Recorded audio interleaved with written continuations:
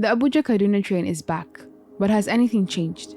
On Monday, March 28, 2022, terrorists carried out a brazen attack on a train transporting passengers from Nigeria's capital city, Abuja to Kaduna in northwest Nigeria.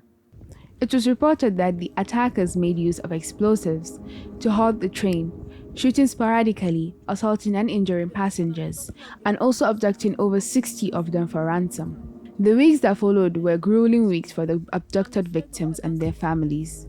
Eventually, the release came, even though it was in batches. The last captives regained their freedom in August 19, 2022. A lot has been said since then, and a lot has happened as well. The government has brought back the train after 9 months. Are the trains safer now?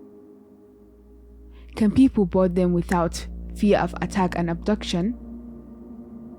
We have so many questions. Nathaniel Bevan is an editor with Human Angle. He boarded the train this morning, so we're going to be asking him a couple of these questions that we have today. I just left for an hour. I am on my way to Brigasa. Did you travel on the train before the attack? Thank you. Yes, I have several times. How does it compare to now? Okay, fine. Before the attack, there was a particular entrance we used, but now I noticed this morning that we had to use an alternative entrance. I don't know if it's a newly constructed one or it's because of the security measures that they are taking. But basically, there are more security personnel around the entrance. Okay.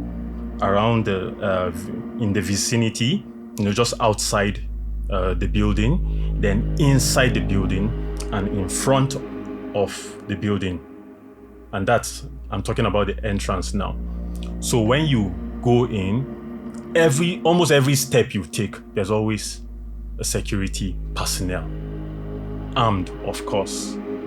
So yes, it's different. And one thing I found out is that there are at least 4 or 5 security personnel on each coach. Okay. Each coach has about 4 or 5. Before now, probably just 1 per coach.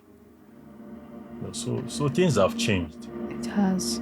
So tell us about how your trip was today. Okay, so basically, I try to converse with passengers, and to just gauge how they feel. And fortunately for me, I got to speak with people who were using the train for the very first time.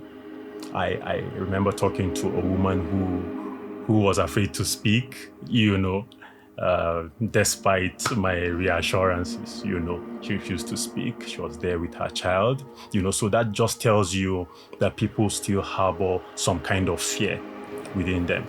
Then someone I spoke to, a man this time, was optimistic. He feels that the federal government has put certain measures in place and there's good reason to hope that it wouldn't happen again. Yet another person feels that it's good for us to bounce back, and show the terrorists that we are not afraid of them. He is encouraged by the fact that the government has been proactive. I'm quoting him now, proactive, and has done everything in its capacity to see that the train is secure. So he is happy with the fact that the train is back and the terrorists haven't won. Yes. Not some fear and some apprehension and all that. But I think the lessons have been learned, and I want to believe that there are better measures now put in place to make sure that people are safer using the train again. So I think that's what boosted my confidence to say, okay, let's go again.